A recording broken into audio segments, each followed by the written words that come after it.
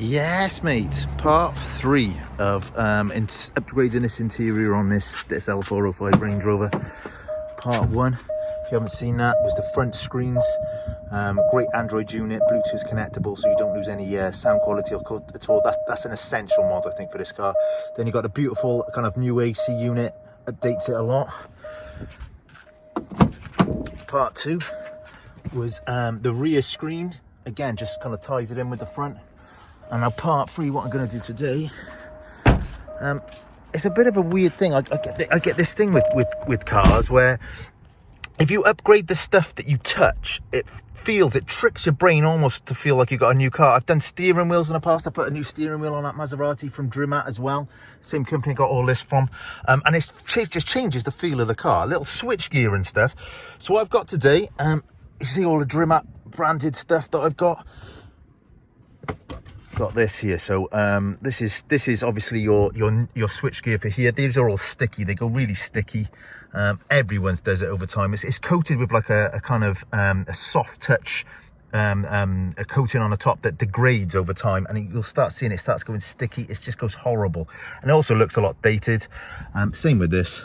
You can still see where they're going, etc. It's not nice. And there's also this as well, which is the gear selector. Obviously, if I start her up, you'll see what I mean. This will be what yours like. This is an Autobiography, and I mean it's plastic. It's nasty. Even on a Jag, which is, I mean, that's not even an Autobiography Jag. That one's got a lot better. It's the same kind of pop-up gear system. It's a lot better on the Jag. It's a metal thing. So that's what I've got from Drimat as well. I've got a really nice kind of upgraded it's that knurled steel, I think they call it, which should really update it, make it feel a lot nicer. So yeah, that's what you get in the boxes. As always, Drimat came through. I wouldn't bother looking at anyone else. You can buy. You might be able to save a few quid buying it on eBay and AliExpress. I wouldn't bother. The stuff you get from Drimat, you guarantee this quality, and they've got after sales warranty, things like that. Anything you're stuck with. I'm gonna start doing this from easier to hard. So this is a quick 5-minute job. I'm gonna show you that one first of all. And we got these steering wheel controls. That's probably around 10-15 minutes to do that. The doors with all the switches, obviously you've got switches for all the windows. That's a bit more involved. You have to take the door card off, but again, it's not hard to do that. It'd probably take me, I would have thought, 40 minutes maybe to do all 4 doors and replace them.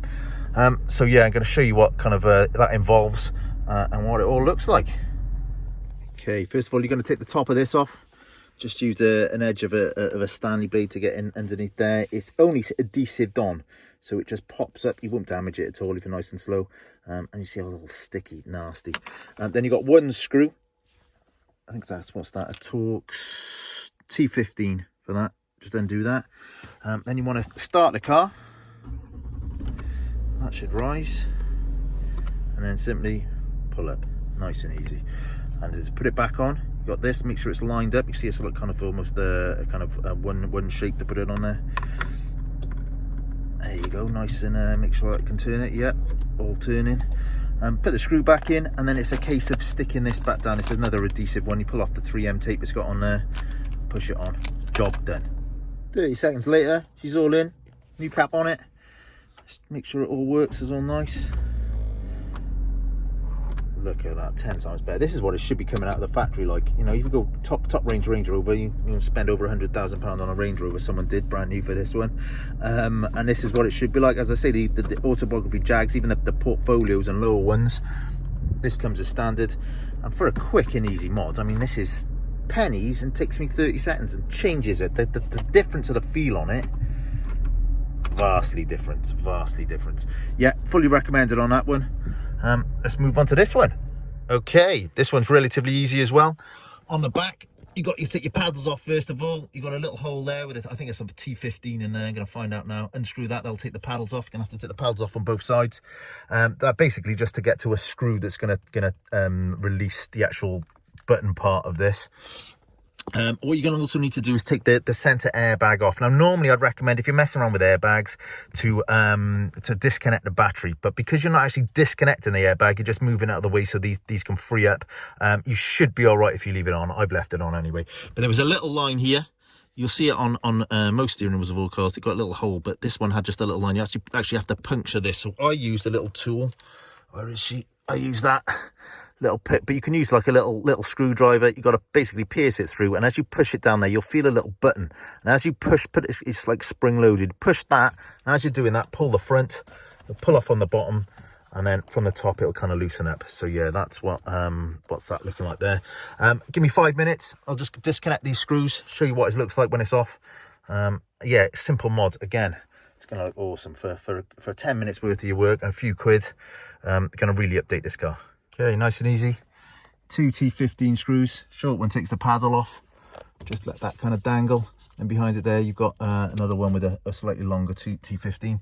Then it kind of press fits in, so you move the airbag out the way nice and gently. Make sure you obviously don't go disconnecting this without your battery disconnected, and this pulls off. You need to give it a bit of a pull, because you've got that kind of dowel system that goes into there, and then it's one plug, that's all it is.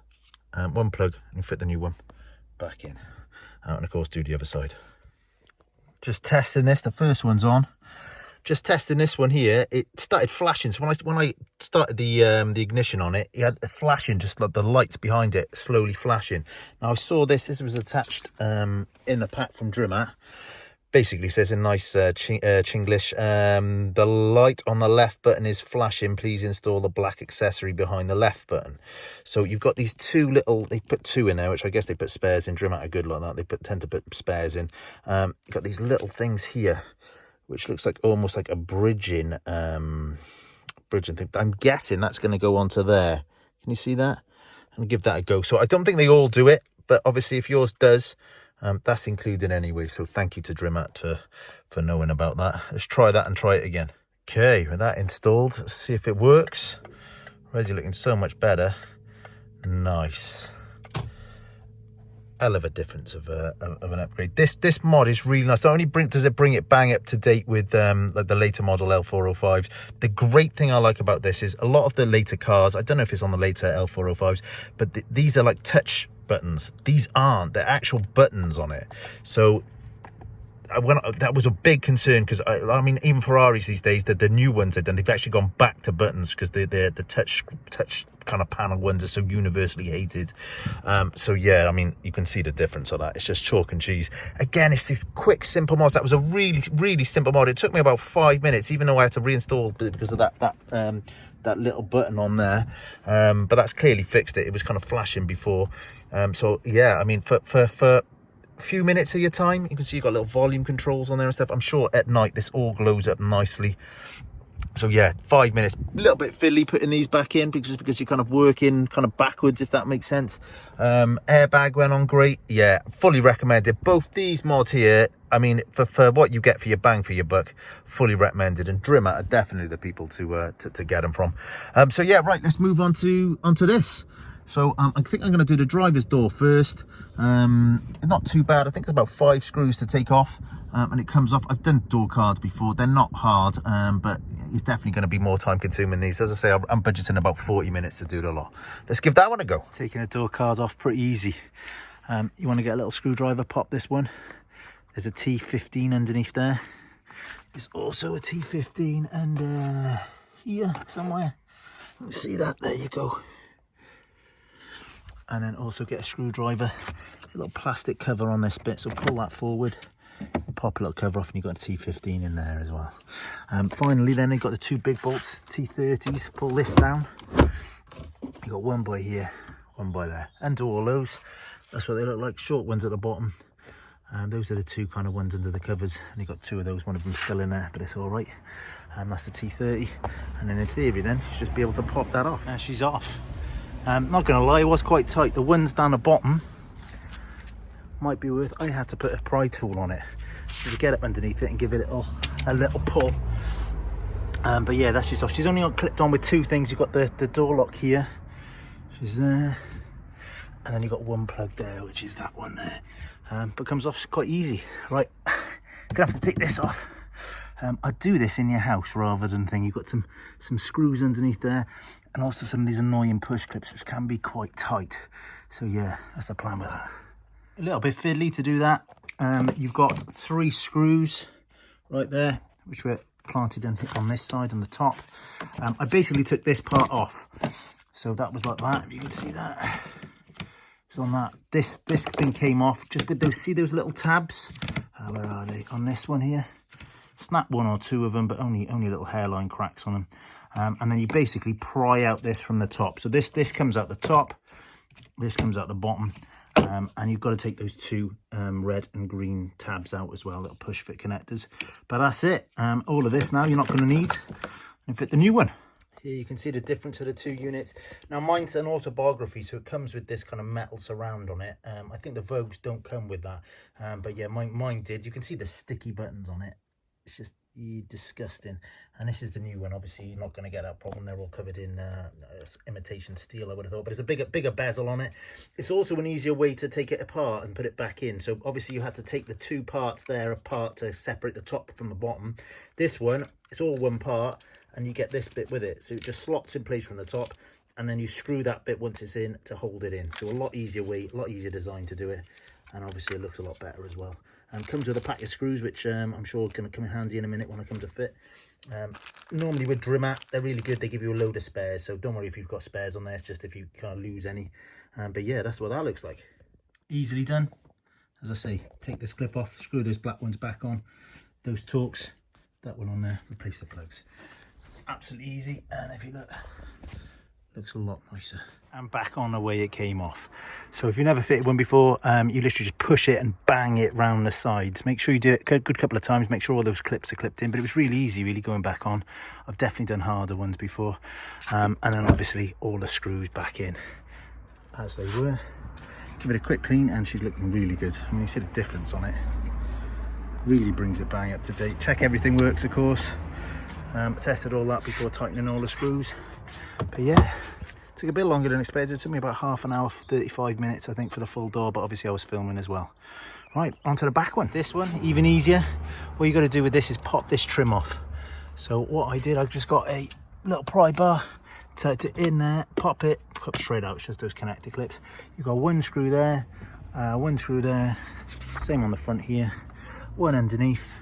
And then again, just pop that little cover off. There's one there. Slightly different on this one. This one was a T20. So even though the rest of them were T15s and like they were T30s at the front, that was a T20. Bit of a different shaped screw. I think it was, yeah, it was that one. So just be aware of that. And this one should pop off. And I'm guessing this should be a lot easier, because obviously you're not having to, it's not a big unit. You have to separate it. These should be a lot easier. So whatever time you take on the front one, gets caught up on the back. Super easy on the back ones. It pulled off. My hand didn't even need to use pry bars on the back. You can just give it a good tug, it comes straight off. Did the two unscrews there, which were those little T15s, and then I effectively just unplugged it and pushed it out, and it just kind of slid out all in one piece. Let me see that there. Awesome. Easy fitting these. They just push fit right in. You just literally just slot it in. These two little clips bend in like almost like a spade connector. Push that in, one screw, put the blue plug back, job done. And that's it. 2 minutes later, nice and easy to clip back on. It's nice when they're smaller doors. The bigger ones are the problem, but it's just a case of banging it round like the other one. The screws back on, this just clip back on, and yeah, looking a lot better. Really stands out on it. Yeah, really good. I'm not going to bore you with the other sides, because obviously it's just a repeat of the front, but those back ones with the single switches, really easy. Yeah, so for these little mods, can't knock it. I mean, you can just see the quality on them. Really brings it bang up to date. Got obviously the gear changer, these and that. I recommend these mods. They're really simple. If you're not into modding cars, they're really simple to do, cheap as chips, and it brings it right up to date. So yeah, I hope you enjoyed the video. I might do a part 4 at some point. I don't know. I know that Drimat have got things like dash cams that sit on here. I'd love to have bigger paddles. I don't know whether they do SVR paddles, but I like bigger paddles. Not that I use them that much on a Range Rover, but yeah, it'd just be that kind of finishing touch. I know they do other stuff. I think they do like sequential indicators on the outside. Drimat have got a great. Go and check their website out, and don't be afraid to contact them, because they got a lot of stuff that they don't put on a website. Again, they sold to the trade only. They were the supplier for a lot of like companies that sold them online. So you'll see a lot of the same stuff on professional installers, and they've recently started doing it to the general public. So yeah. thank you to them as well for supplying all this stuff. It's great that companies make stuff like this. But yeah, if you like my videos, give me a subscribe, give me a like, give me a share, send me a comment. I try to reply to all of them. And yeah, hope you enjoyed them, and hopefully I'll come back with some more mods for this car soon. Thank you.